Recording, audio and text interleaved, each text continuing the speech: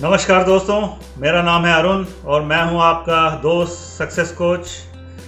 मैं हर हफ्ते आपके लिए एक नई कहानी जिससे आप इंस्पायर हों, जिससे आप मोटिवेट हों, जिससे आपको प्रेरणा मिले, ऐसी कोई कहानी लेकर आता हूं।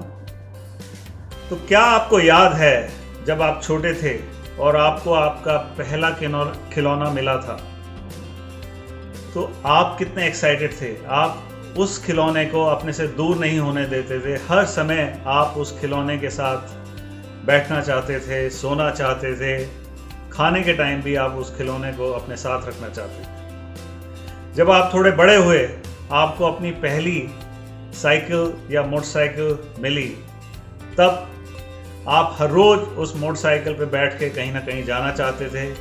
उस मोटरसाइकिल की अच्छी तरह देखभाल करते थे, उस पर एक भी धूल का दाना नहीं देना पड़ने चाहते थे।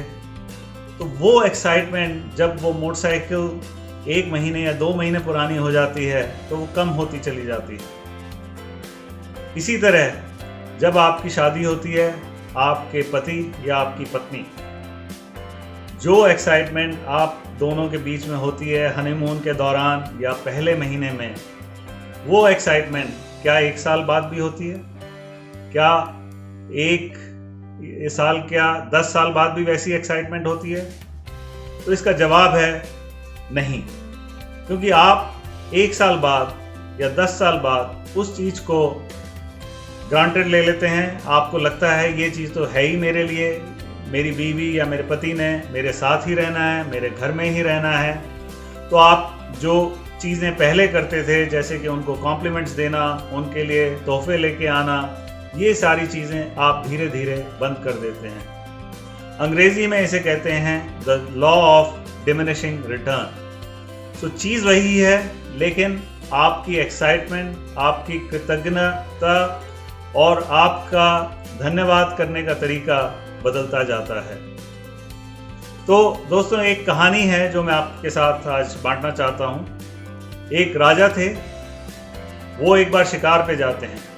वहाँ पे उन्हें एक अद्भुत तरीके का हिरन दिखाई देता है। वो बड़ी कोशिश करते हैं उस हिरन को पकड़ने की या मारने की, लेकिन वो नहीं कर पाते।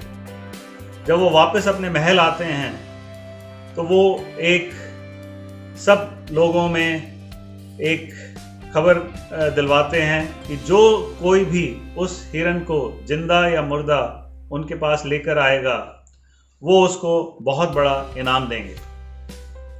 तो एक शिकारी था, वो जब इस खबर को सुनता है तो बहुत ही भगवान को धन्यवाद करता है कि भगवान, आपने मेरे लिए कितना आसान काम दिया है और इसके बदले में मुझे कितना भारी और बड़ा इनाम मिलने वाला है। तो खुशी खुशी जंगल में जाता है उस हिरन को ढूंढने के लिए। 2 दिन 3 दिन हो जाते हैं, लेकिन वो उस हिरन को ना पकड़ पाता है, ना उसका शिकार कर पाता है।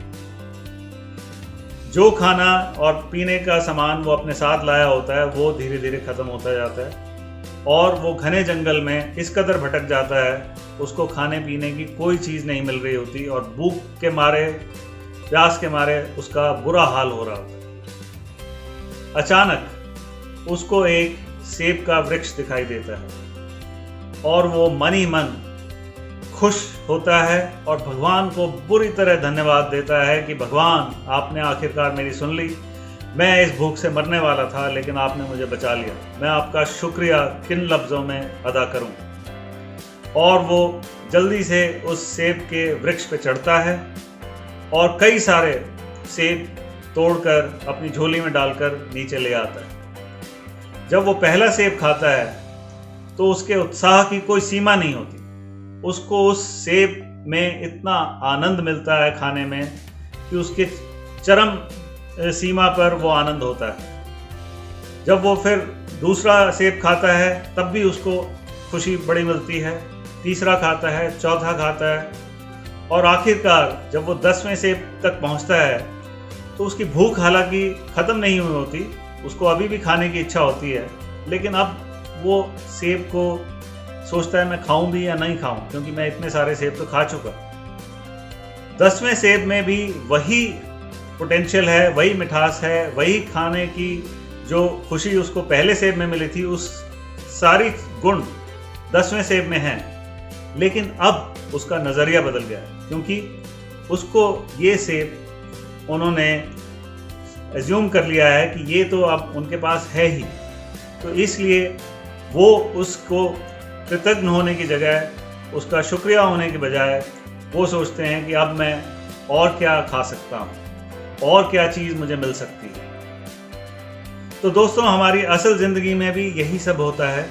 हम जब किसी भी चीज़ को सोचते हैं कि ये तो हमारे पास है ही, हमारे पास होनी ही चाहिए, और हम उसको फॉर ग्रांटेड ले लेते हैं, और जो एक्साइटमेंट, जो एफर्ट्स, जो हमें मेहनत उसको अपने पास रखने में करनी चाहिए, और सबसे बड़ी बात जो भगवान का हमें शुक्रिया करना चाहिए, वो जब हम करना बंद कर देते हैं तो वो चीज़ हमारे लिए अंततः शुभ नहीं होती।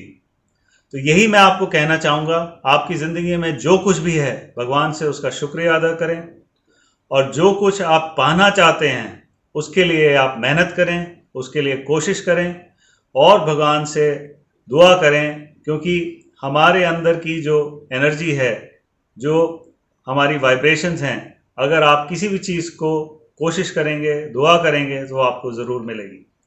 आशा है आपको ये कहानी पसंद आई होगी। मैं अगले हफ्ते फिर से आऊँगा। तब तक के लिए आप सुरक्षित रहिए, स्वस्थ रहिए और खुशहाल रहिए। धन्यवाद।